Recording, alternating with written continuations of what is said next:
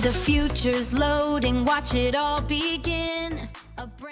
Historical maps are often unclear and messy. Drawing a clean, uncluttered map with only the relevant data can help you in your research. Inspired by Family Tree webinars, Create Maps using PowerPoint and Google Slides, I am going to show you how to create clean, relevant maps with Figma, which is easier to do and produces better quality maps to help you with your genealogical research. Today, we're taking a really fascinating journey into the intersection of digital design and family history to solve geographical puzzles. If you're a genealogist, you already know the absolute thrill of uncovering the past. But today, we're going to talk about how you can actually visualize it by building a custom base map.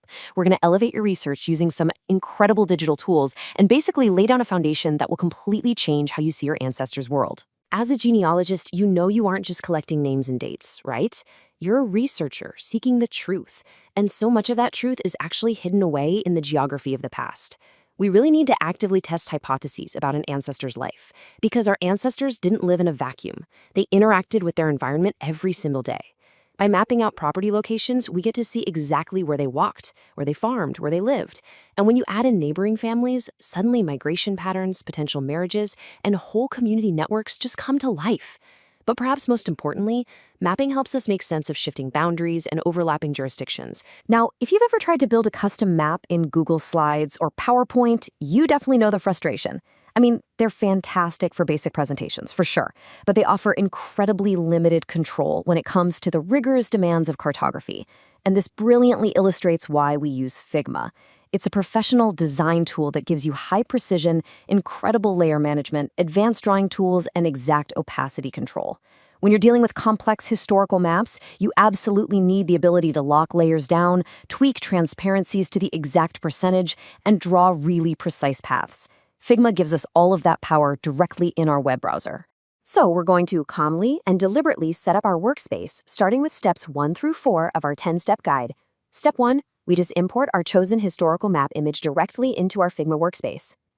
Step 2, before we do anything else, we rotate it so north is perfectly pointing up, crop out any of those distracting margins, and scale it to a workable size. Now, step 3 is really where the magic happens. We reduce the opacity of that map image to about 30%. And finally, step 4, we lock the map layer. Locking the layer is a real game changer because it ensures that as we spend hours drawing over it, we never accidentally click and drag the base map out of alignment. Now, what's really interesting about this is the concept of opacity. In case you're wondering, it's simply the degree to which a digital layer is transparent. By dropping our historical map's opacity down to 30%, we are essentially transforming what was a visually dense, confusing image into perfect digital tracing paper. It beautifully fades the heavy, dark inks of the historical map into the background, which allows the new lines and shapes we're going to draw on top to stand out with crisp, clear contrast. It's a super simple trick, but honestly, it makes the actual map-making process a joy rather than a total chore. In Figma, a frame is basically like a digital artboard. For step 5 of our guide, you want to literally draw a frame around your newly adjusted locked map layer. And I highly recommend immediately naming that frame Base Map, right there in your layer panel. Why do we do this? Well, because as your project grows, you're going to be adding dozens, maybe even hundreds of layers. Roads, properties, text labels, the whole shebang. Wrapping your locked, faded image inside a beautifully designated frame keeps your entire map-making process strictly organized. Everything just neatly belongs inside that frame. So for complex coastlines like these, we actually take a quick detour into a free image editing program called GIMP for our next few steps. Step 1, you're going to take a screenshot from Google Maps that perfectly matches the specific area your historical base map covers. Think of it as, well, establishing your geographical anchor. You're essentially matching the digital, modern accuracy of Google Maps directly to the historical region of your ancestors. You really want to get this screenshot as close to the exact boundaries of your project's base map as humanly possible. So take your time here. Zoom in, frame it up perfectly, and snap it. This modern image is going to be the foundation for the absolute magic we're about to pull off in the next step. And here is where the real magic happens. We bring that screenshot into GIMP. Now, instead of painstakingly tracing every jagged little curve of a complex coastline by hand with a pen tool, we're going to use GIMP's Select by Color tool to do all the heavy lifting for us. Once your screenshot is open, you literally just click this tool, click once on the bright blue of the ocean or lake, and boom, The software instantly highlights all of that specific color across the entire image.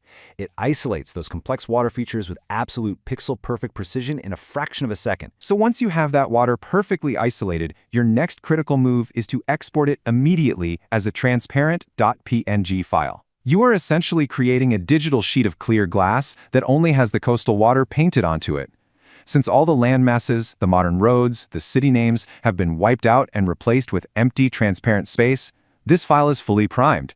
It acts as this flawless, seamless overlay that you can drop directly onto your main project without blocking any of your vital historical data. Next up, we shift gears and bring that transparent water file straight over into Figma. You're going to take that .png file and import, scale, and rotate it until it lines up perfectly over your original historical base map. Scaling and rotating this new overlay, it should be super smooth. You just match the newly generated, beautifully clean coastline right up with the old, hand-drawn coastline of your base map. With the heavy lifting of the coastlines officially done, it's time to tackle the inland terrain by tracing the rivers that really shaped our ancestors' lives. So for our 10th and final step, we rely on Figma's pen tool. Now, this requires a calm, deliberate technique. You just select the tool, and you carefully click at each major bend of the river on your faded base map. Don't worry at all about being perfect on the first pass. Just get the general flow.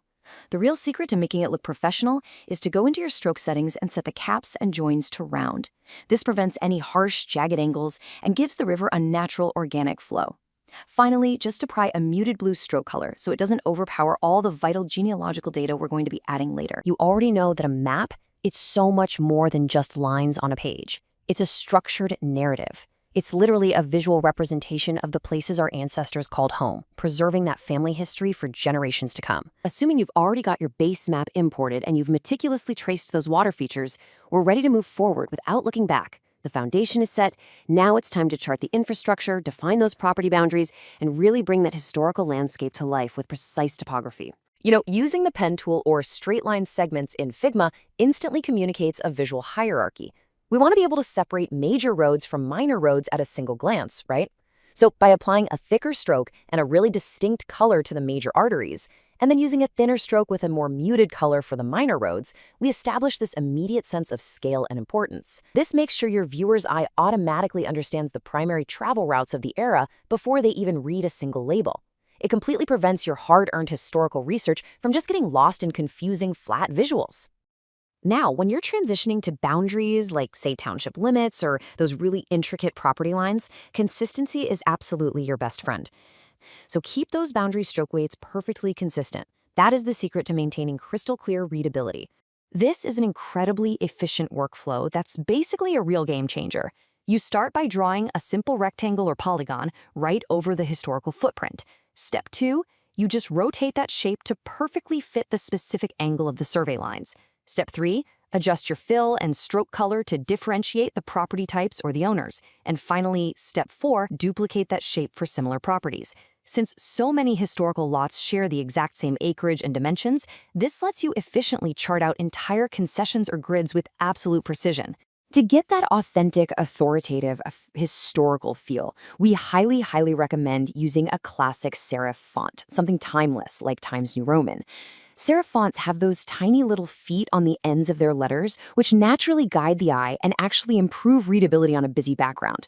By using a clear serif font and just carefully tweaking your text spacing and alignment, we can make sure the historical names of towns, critical roads, and property owners are instantly legible to anyone looking at your genealogy research. But water features, they demand a completely different approach.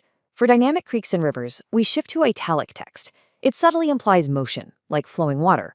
We then increase the letter spacing, so the word stretches out alongside the water feature. And we rotate the text box to naturally follow the meandering direction of the creek. It creates this beautifully integrated aesthetic where the text actually feels like an organic part of the geography itself. Obviously, you want absolutely anyone to be able to interpret your family history map, even if you aren't in the room to explain it to them. And that requires a clean, comprehensive legend. Using simple shapes and text in Figma, you can build out a key for your rivers, your major and minor roads, those distinct boundaries, and your property shapes. And to make this whole process ridiculously smooth, rely on Figma's auto layout feature. Auto layout literally mathematically ensures the spacing between every single symbol and its text remains perfectly consistent, which gives your legend a flawlessly professional finish. Finally, we lock the whole shebang in by adding a simple border around the entire canvas. You do this by creating a large rectangle with no fill, applying a solid stroke weight, and making sure it is centered perfectly around your map content. It acts like a picture frame, really containing all that visual data. This is also the perfect moment to make any final micro adjustments to your alignment, the spacing of your elements, and just verifying that every color you've used works together harmoniously.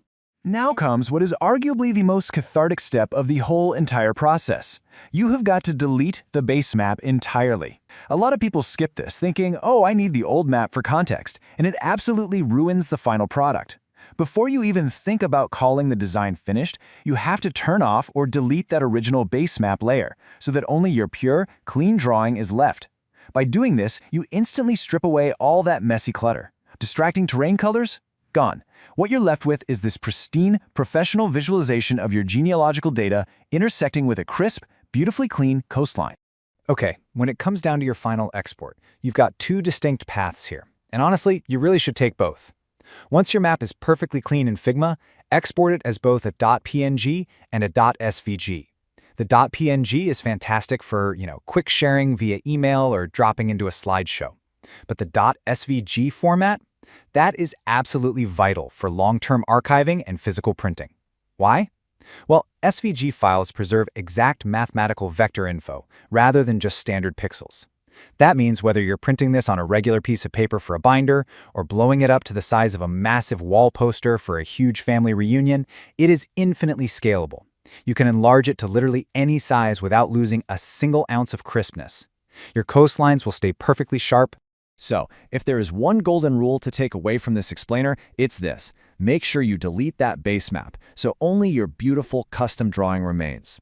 The tools to build something truly breathtaking, something that actually honors all that deep research you've done, they are completely within your reach right now. By using Google Maps for modern accuracy, GIMP's color selection for rapid isolation, Figma for beautiful layering and exporting as a scalable vector graphic, you're taking total, uncompromising control over your final map. So as you sit down to map out the next fascinating chapter of your family's history, which standard are you going to choose? Will your next project settle for messy clutter, or will you achieve infinitely scalable professional quality?